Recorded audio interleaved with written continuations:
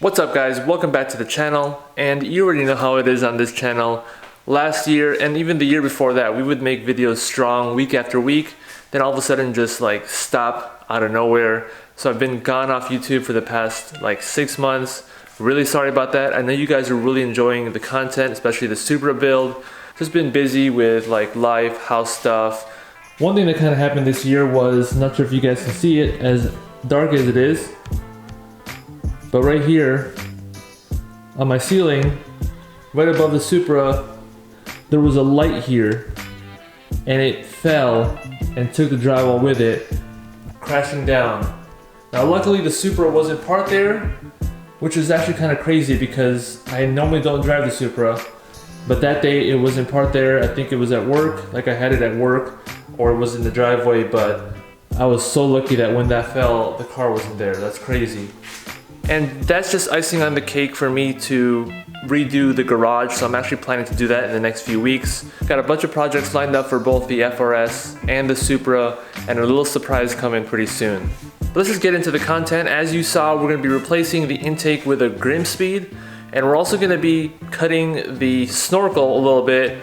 I got this one used, and the guy who had it on the forums, he was selling it for about 200 bucks.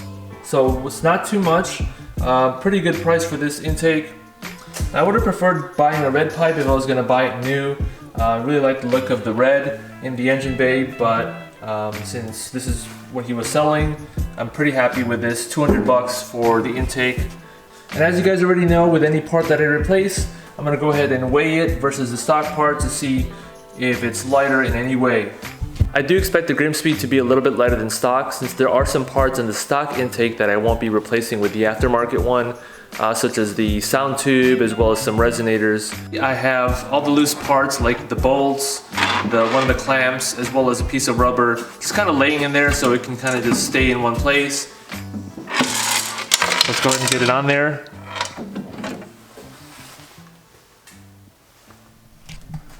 And take a look here. So as you can see, it's about 2,638 grams. So just one last look here at the stock intake. And you can see what I was talking about. There's going to be some pieces that are not going to be replaced when I do the new intake. It's just going to have the main intake pipe. There's not going to be the sound tube. There's not going to be this resonator here. And this sound tube is pretty long. And then when we lift up this top part of the bumper, we should be able to access the Snorkel, take that out. Now one thing I don't have, I think the intake is supposed to come with it. The sound tube where it goes into the firewall, you're supposed to plug that up. I don't have a plug right now. I'm gonna get one in the next couple days. Should be like $1 or $2.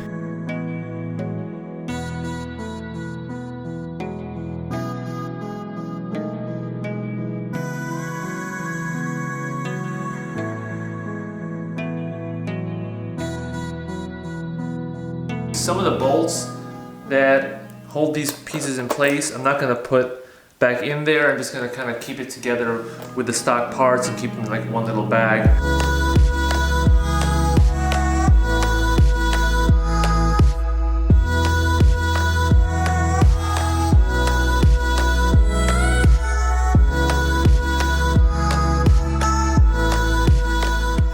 You can see there's the Grimmspeed intake on the right with the cover. There's the stock intake and tube, and then of course the sound tube, the resonators, and the only thing that's left in the engine bay now is just that hose that goes into the firewall. Now one thing that definitely gives the Grimmspeed a little bit more weight is that it's made of metal, whereas the stock intake is made of plastic.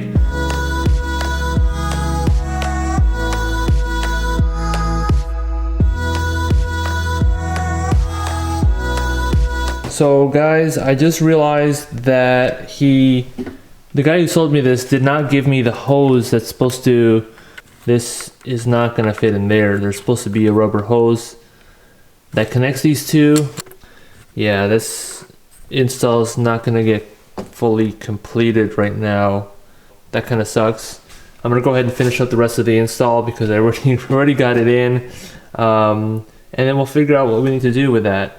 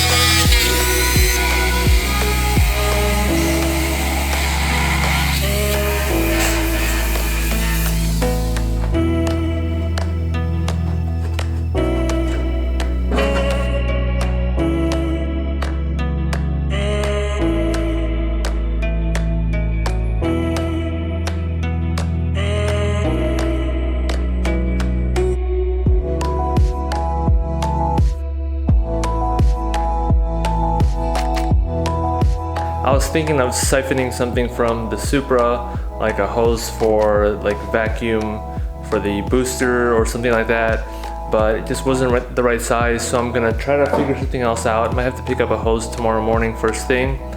But let's go ahead and finish taking out the rest of the intake going into the firewall.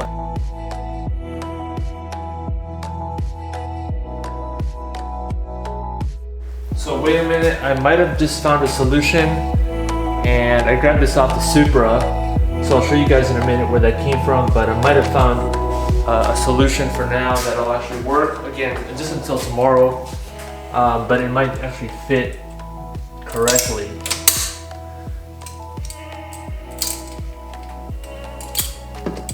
Let's try this. Yup, it fits. It fits perfectly. So I'm actually just gonna take this inside and actually wash it with like soap and water, like dish soap, because it does have oil pass through. Let me show you guys though where I got it. Right over here in the back of the engine.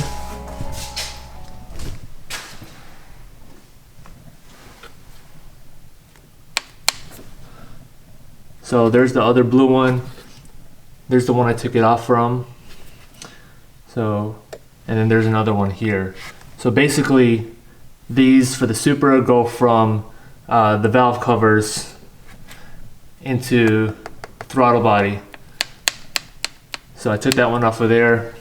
Alright, so we got our little surrogate hose here all cleaned up and ready to go.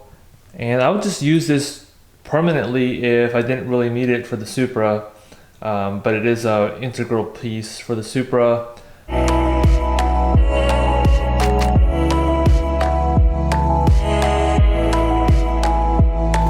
Alright, here we have the stock pieces. We're going to go ahead and weigh it on the scale.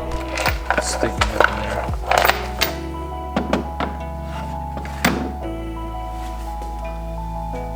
So that is about 580. Make sure it's not sitting on anything else. So 580 grams for that. I'm going to be writing these down. Now this isn't the stock filter. This is a K&N filter. But it was in the car, so let's go ahead and weigh that.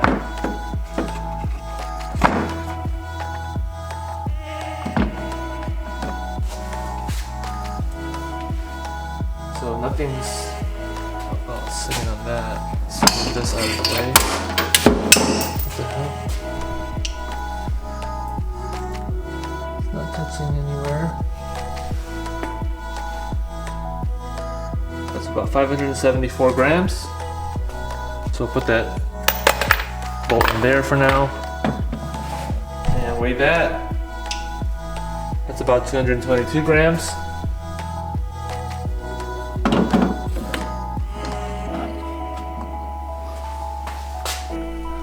And that's about 1,231 grams. All the stock intake parts ended up being about 2,607 grams. So the stock intake is lighter than the Grimmspeed intake. Wow. So the Grimmspeed one is metal and the stock one is plastic. I just thought with all the components that were removed that it'd be a little bit lighter. I was hoping, but it seems like we actually gained a couple grams of weight onto the car. Alright, so it's been a couple days since I replaced the intake. So I found this Crankcase vent hose, 15-30 seconds, which actually fits pretty good. I also feel like 1/2 would have fit as well, but that fits. The other piece that he forgot to include was this little grommet that goes to the mass airflow sensor cable. So there's just a little bit of a gap. I'll show you guys what I'm talking about. So right here, well, there's the hose that I had to replace, but this cable that goes in here, there's supposed to be a little grommet, a rubber grommet that kind of keeps it snug and keeps the air tight in there. I'll just have to figure out something with some weather stripping or something small. There's probably also grommet type parts you can find. But today I'm actually going to be removing the Snorkel, cutting it a little bit with my Dremel. I have this Dremel tool here, which is very, very useful for cutting, sanding small things. So basically what we're looking at is removing the bolts on the top of the bumper cover and just kind of pulling it back a little bit, which should be able to give us enough room to remove the Snorkel. So basically it goes like from here and provides air into the airbox there. The bolts for the top of the bumper cover are basically these right here, as well as these little clips.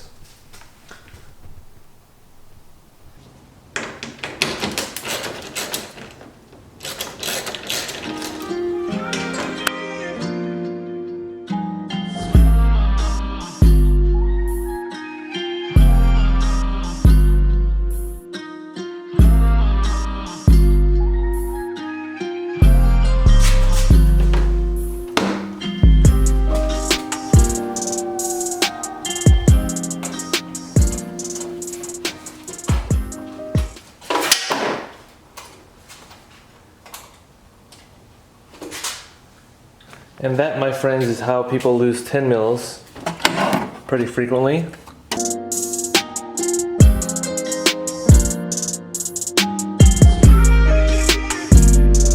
This has been a pain in, yeah, so I think I almost got it.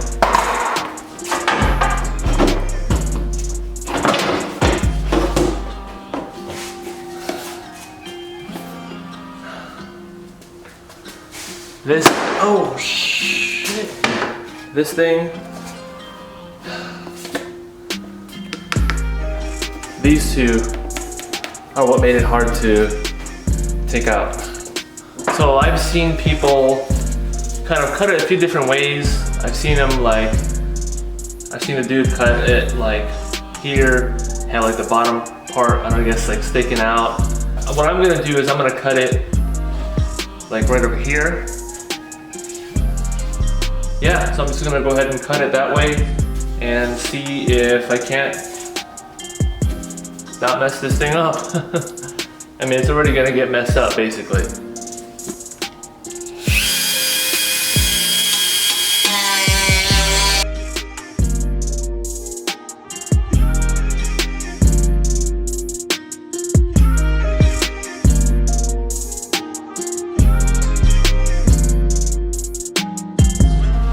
There it is. What I'm gonna do is kind of cut here to get a little bit more airflow going straight in, but I think this is pretty good so far, so.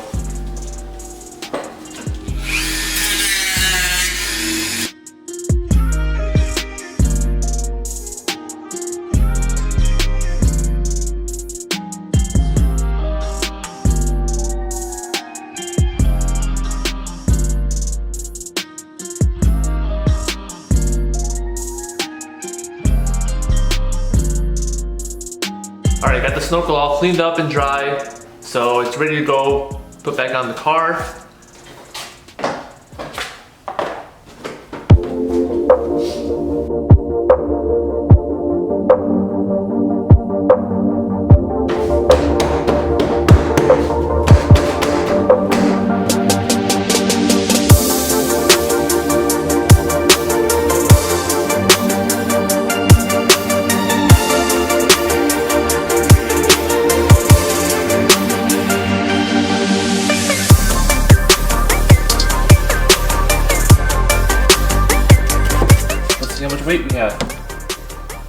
Snorkel, bolt.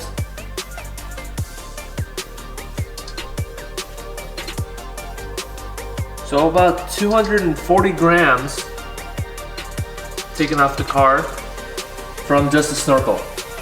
As you can see here, we do have some TRD pads.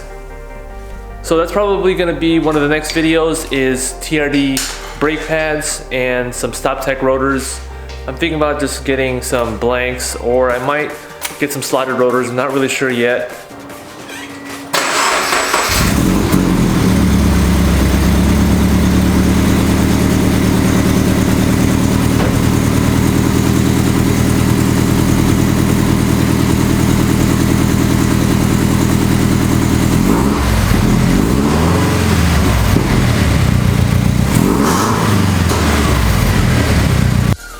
Alright, so I wanted to leave you guys with at least some driving impressions, so I'm gonna go ahead and take it down the road. So last night when I started the car up, I actually did have the silencer in.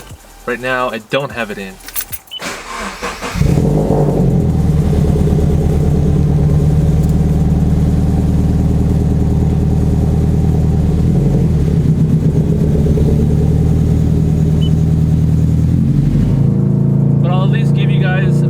Impression of how it feels with both the intake and the Snorkel now installed. I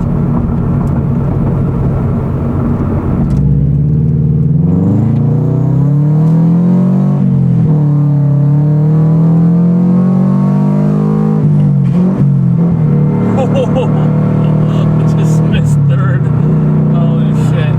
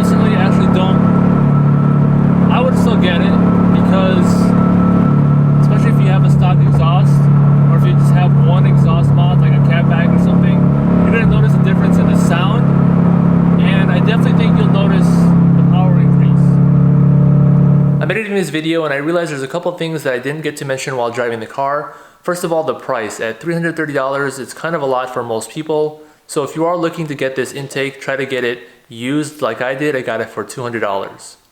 It does clean up the engine bay a whole lot, so that's a huge plus. And also, I think it sounds a lot better with the Grimmspeed intake versus the stock intake and sound generator. As far as weight, I feel like the parent intake would be lighter just based on the looks of the design, but I'm really not sure about that. And finally, as far as performance, Grimmspeed does state about 10 horsepower, and that's mainly at the top of the RPM range. So you're mostly going to see that above 6,000 RPM. I also feel like the intake would benefit from a tune, so if you have OFT or EcuTech, definitely look into getting it tuned with the intake.